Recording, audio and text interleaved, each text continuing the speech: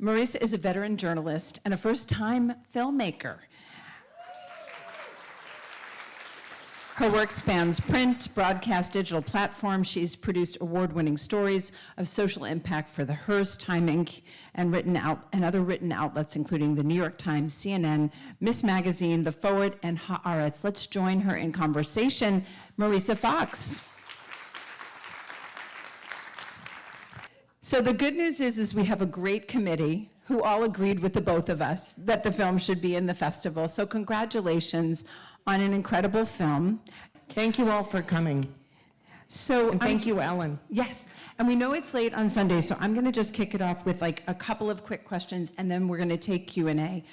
We are recording this in the hope that in some point, this film is not streaming yet, which we'll talk about another point when you're ready. Yes. But I just wanna ask a couple of quick questions. The production started almost 10 years ago, from what I understand. Actually longer. Oh my gosh, Like okay. my kids are all graduated from college now, so. Okay, so they're like, this is what mom does. Yeah, exactly. So could you just tell us about the idea of the beginning of this narrative and that kind of, because also Yoav Potash, who was here before, also spent over 12 years with a story that kept changing as it went. So I'm just curious if you could describe what that research started out and how it kept changing for you. So it started out with the revelation that my great aunt, basically dropped this bombshell that my mother had this hidden identity. And she didn't want to tell me. It was sort of, she was slipping in and out of Alzheimer's. And there it came, that she had this hidden identity. And then I had to go to my cousin in Israel, and he didn't want to tell me, but before my mother died, she had told me a secret about his father. So I had to play that little game of quid pro quo. And they also didn't think that I understood Hebrew very well, because I was that American cousin who was a lot younger. And finally I got him to reveal that my mother's name. And being a journalist, I know how to investigate, so I knew I had to go to Poland and find her birth certificate, because you can't really start a story without confirming somebody's proof of identity. So that's how it started. I didn't know where it would lead. I had no idea it would lead to a Holocaust story. I suspected my mother had secrets because she could never answer my questions.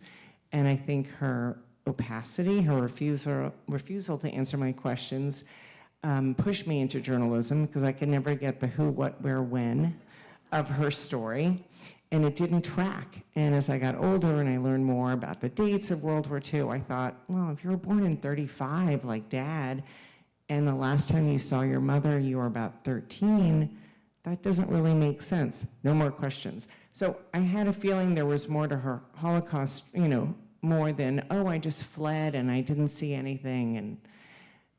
But it started progressing. And then I showed up to a yearly Yizkor, or memorial service for people from her hometown. And this was something my mother ran away from her whole life. Like the thought of her going to something like this where she would have been recognized, forget it.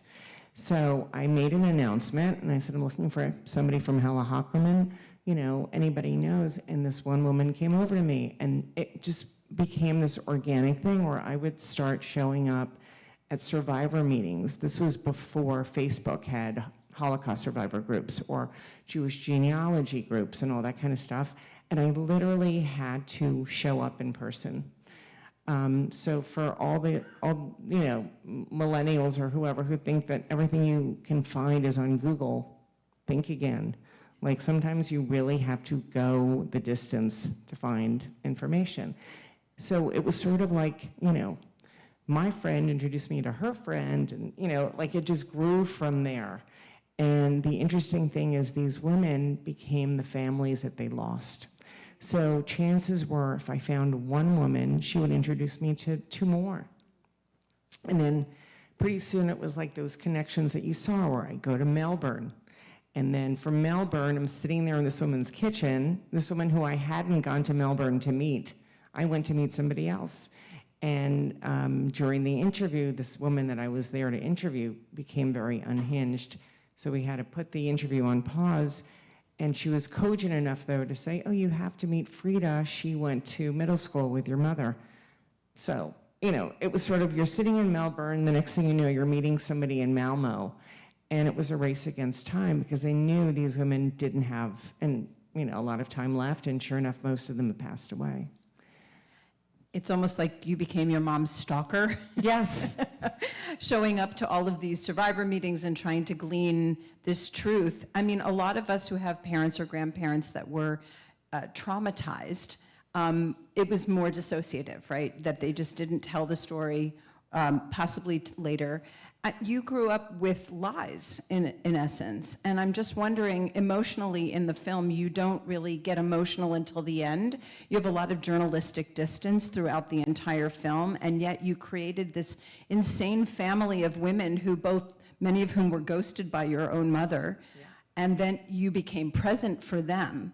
I'm just wondering a little bit about that women's journey and also the journalist's journey to an emotional daughter. So that's a really great question, and no one's asked me that before. Yay for Yay! me. And it was like a real journey. Like, I didn't know if they were going to be happy to hear from me. It was awkward for me because, you know, I would say hi. And first of all, it was weird for me in middle age, to suddenly call myself the daughter of a woman whose name I'd never heard. So, you know, to go from Tamara's daughter to Hella's daughter. I mean, I have to say, when I first heard the name Hella Hockerman, I was like, who the hell is Hella Hockerman? But, you know, I didn't know if they were going to be happy to talk to me, if they were happy to talk about this past. You know, I kind of felt like the Grim Reaper. Like, hi, I'm here to ask you questions about that chapter in your life you were trying to forget it all about. But most of them, I would say almost all of them, were as hungry to meet me as I was to them. And also, because Holocaust history has been told by men and largely about men, many of these women felt completely sidelined, that their stories were never told. Or, you know, every year for Yom HaShoah, which is Holocaust Remembrance Day, and it's coming up, you know, the local Jewish newspaper would send a reporter to their home, and then all of a sudden the husband would show up and say, oh, I have a number. Or I was in the Warsaw Ghetto, or they would mention a major death camp, or I was a partisan, and they forgot all about the woman.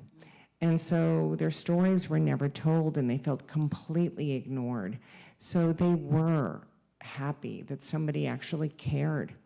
And I think because I was that second generation that never knew she was one, I wasn't afraid to ask questions. I think a lot of second generations, I wonder, are there any second generations in the audience? No. Okay, any third generations? No. Okay. I think second generations sort of tiptoed around their parents. And I didn't have that. I didn't have that hang up. And in fact, I've become very close with a lot of the kids of these women because I was able to extract from their mothers things that they had always wondered about, but they were afraid to ask. Amazing.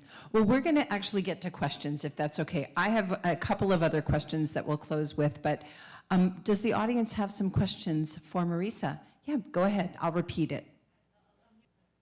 So the question is, I'm curious about some of the non-Jewish people that you interviewed and what their response was as you were, like the people around the factory and so on in the film.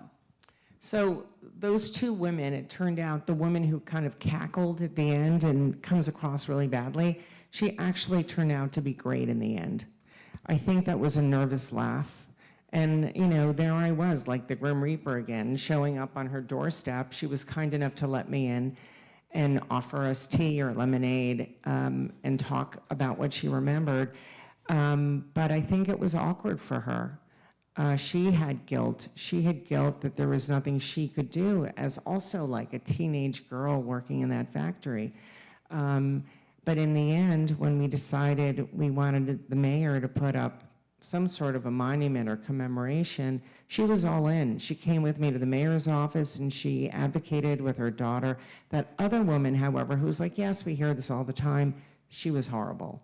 the woman in the Polish birth records office, she was horrible. She was sort of left over from the Soviet era. She was your typical apparatchik.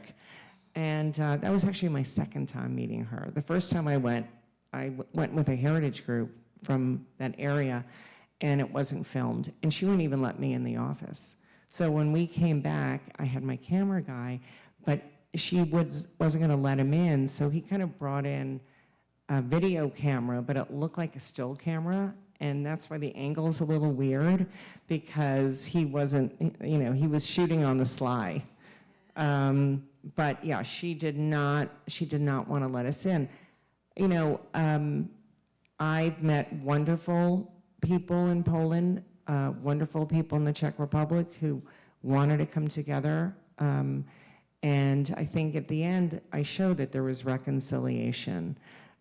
But Poland now has this horrific law that they sort of curtailed, but then again, now it's the Congress, I think, was, the vice president is still centrist, but the president is not, that Law and Justice Party. So, it depends. The people that I befriended, I met wonderful non-Jewish people who became real allies, and to me, that's what I'm interested in reaching across, the aisle. And like I told the people in Trutnov, I said, this monument is for you. You live here. You have to be stewards of this.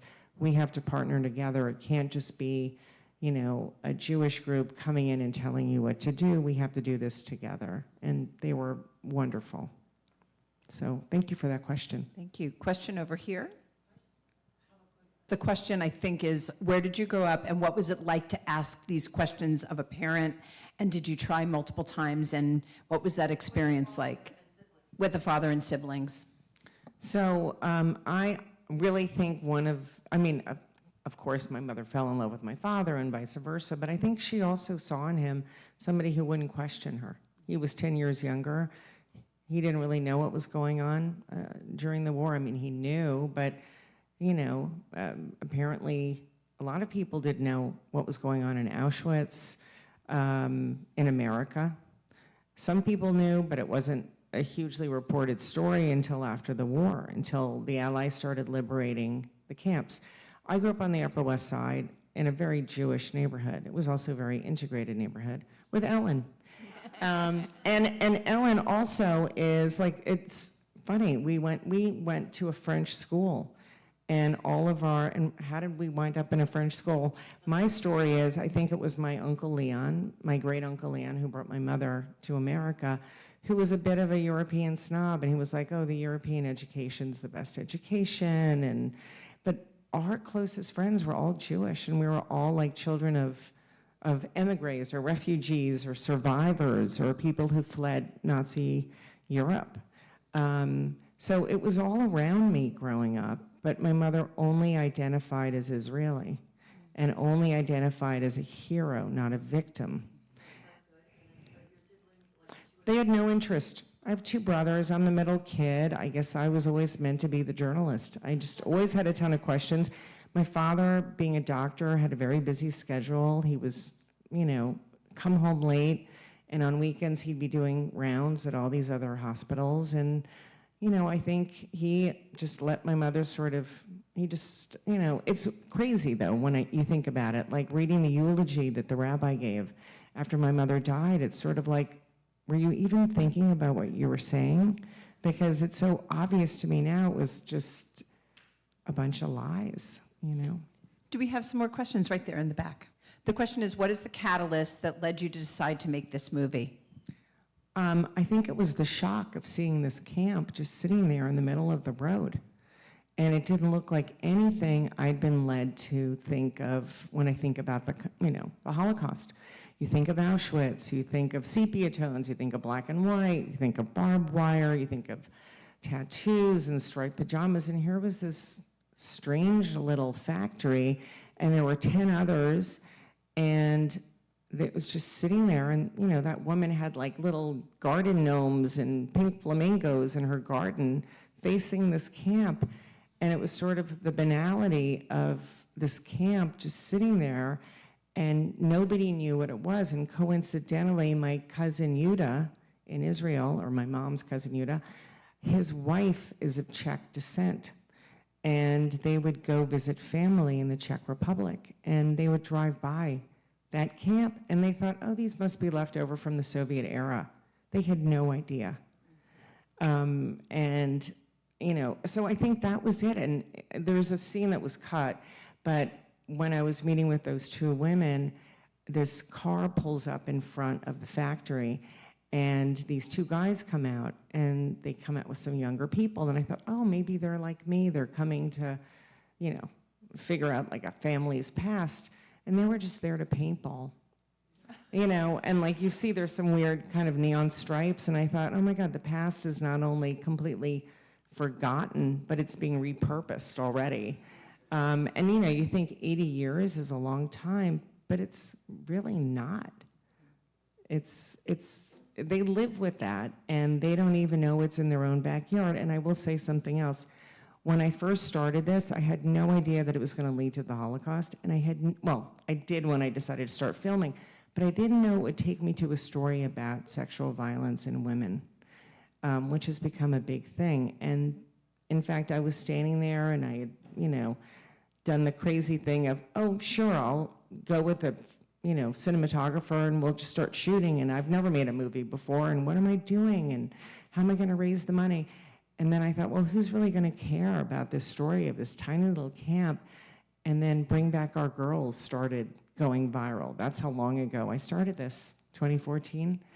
And I realized the story of Boko Haram abducting these girls from a girls' school was like the Durchganglager, the Gulag, which had been a girls' school, a Jewish girls' school. And I've since, you know, I was just at the UN for their Commission on the Status of Women, and, you know, at the exhibit in the lobby was all about rape as a weapon of war. And now we understand, you know, that it took 50 years for rape to be deemed a war crime.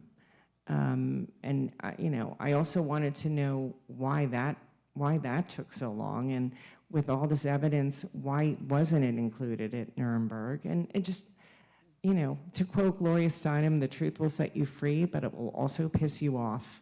And that energy really propelled me to tell this story, because I don't think the Holocaust has ever been told from that kind of point of view before. And I'm just going to make one comment, and then we have a question here and a question over there.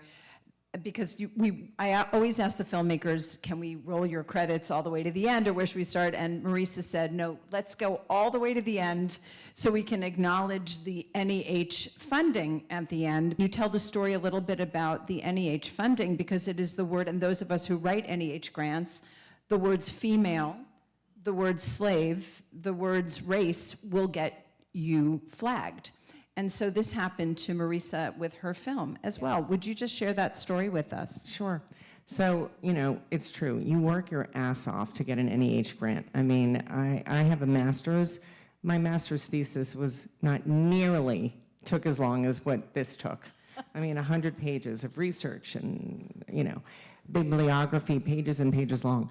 But about a year ago, after Trump was elected the second time, he immediately threatened to cut the arts and the humanities. And sure enough, like late January was when he first started making those threats. So I have a really great fiscal sponsor, the Center for Independent Documentary, and she said, listen, try to use up whatever money you have left, because I have a feeling he's going to cut this. And so I started submitting receipts and trying to use up what I had.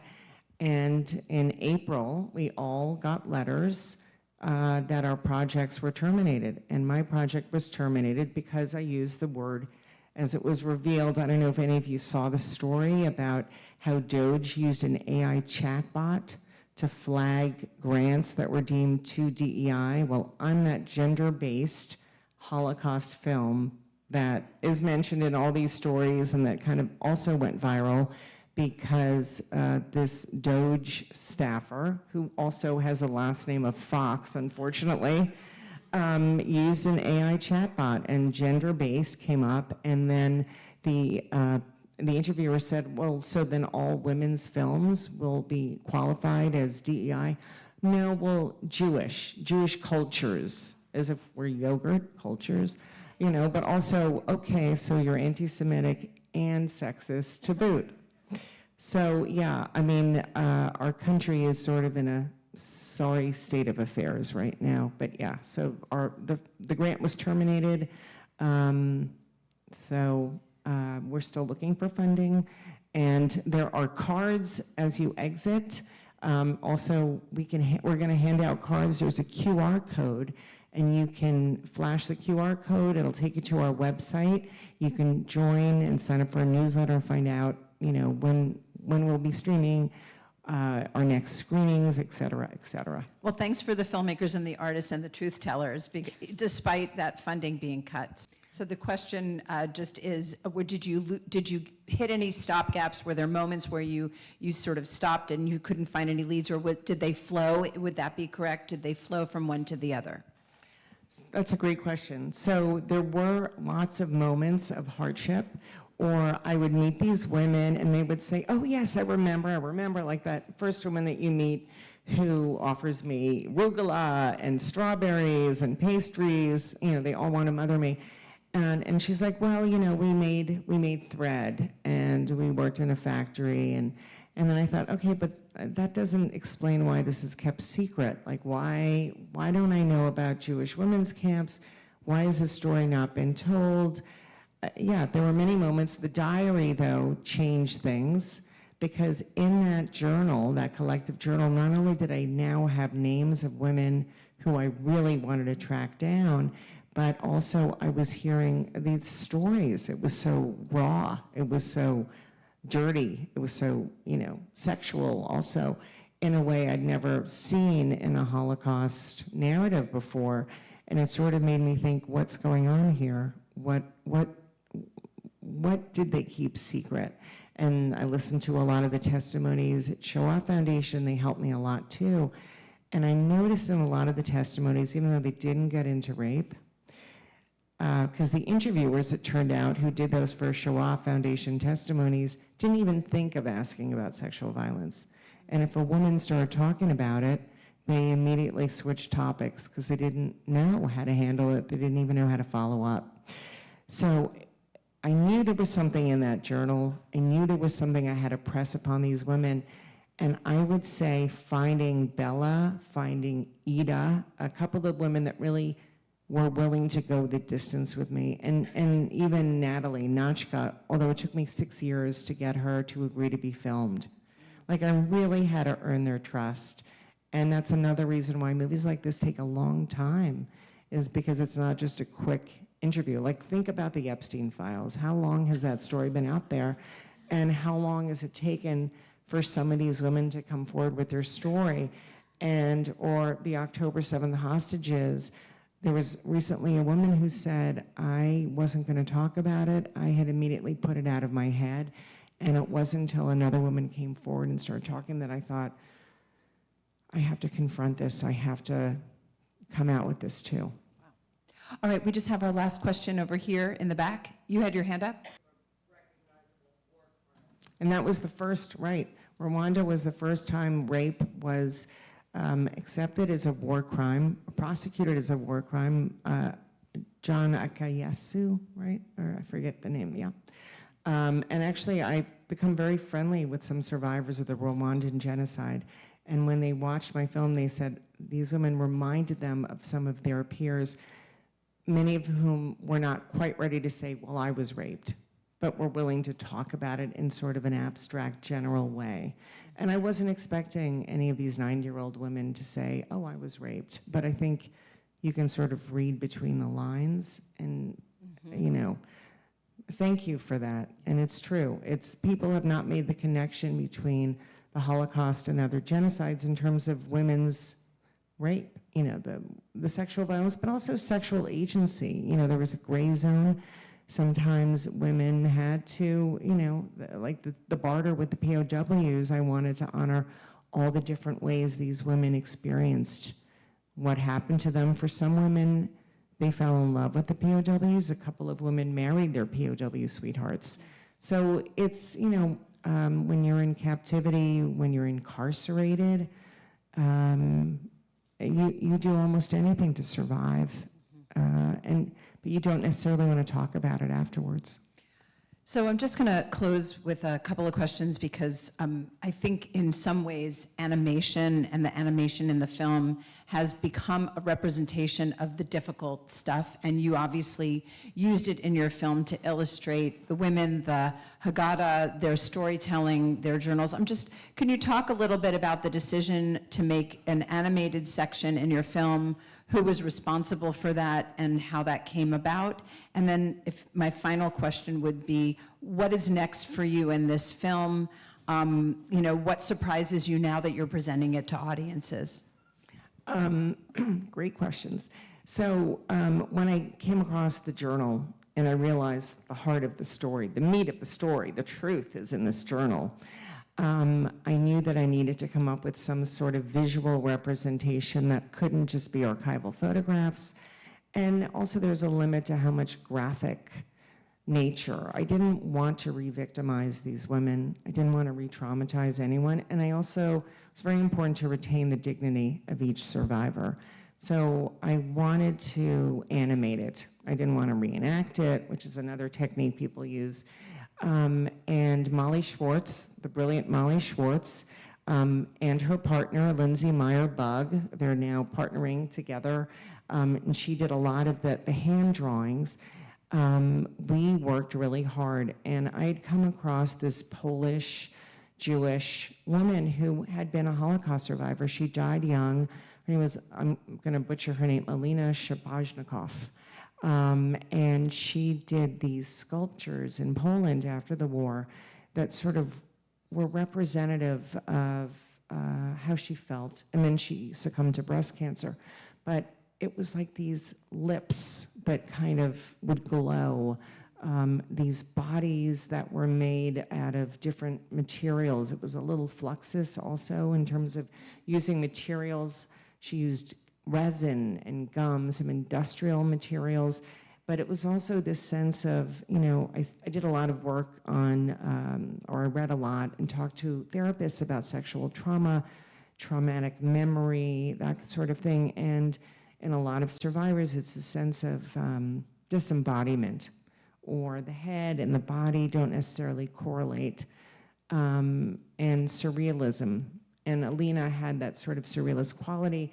I looked at a lot of surrealist art, and I had this crazy image board, and Molly said she'd never worked with anybody who had so many crazy images, but she loved it. Her first temptation was black and white, sepia tone, barbed wire. I said, no. These were girls. Sometimes the doodles in the journal were our guide, because I wanted to honor their age. They were so young, and they doodled and they drew, and some of them had so much hope and innocence, and so I wanted the colors to be pink and pastel, and I wanted to reflect their age. So that's that. That's beautiful. And the last question one was, tell us what's next for you in this film and what's been surprising you about presenting it to audiences. Whoops. Let me turn off my phone. The one person in the theater that didn't turn off her phone. Exactly. Well, I wanted to take a picture of all of you guys, too. We'll do that. If you guys will sit for a minute, we'll take a picture with Marisa and all of you in the background. How does that sound? Okay. So the biggest surprise is that you guys like it, or most people have been, interested and responded, and because, you never know. Plus, this is my first time at this rodeo, so I had no idea how this would turn out.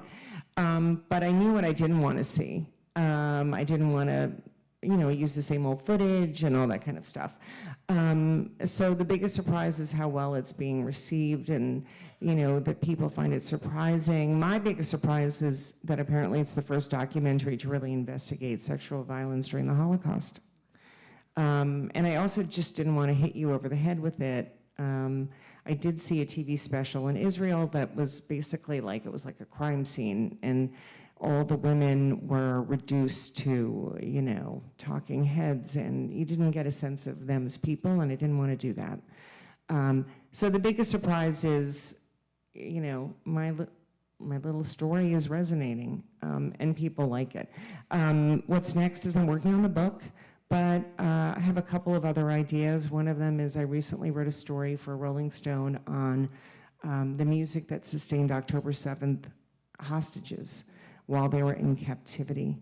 And they all talked about music and how they would play songs in their heads, particularly when they were being violated, to help them get through. And I know it seemed to be working a theme, but I think I don't know, I think we need to think about how prevalent this is, and yet the power of survival, the power of resilience.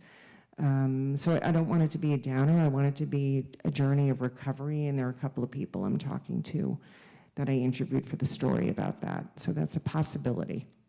Well, we can all say we knew Marisa Fox when she was a first-time filmmaker, but it sounds like there will be more, and hopefully you'll be back for that film as well. I would love to. Thank you Let's so give her much. a big round of applause. Thank you all. Thank you. Yes. Oh, standing ovation, even better. Oh. Thank you all for coming.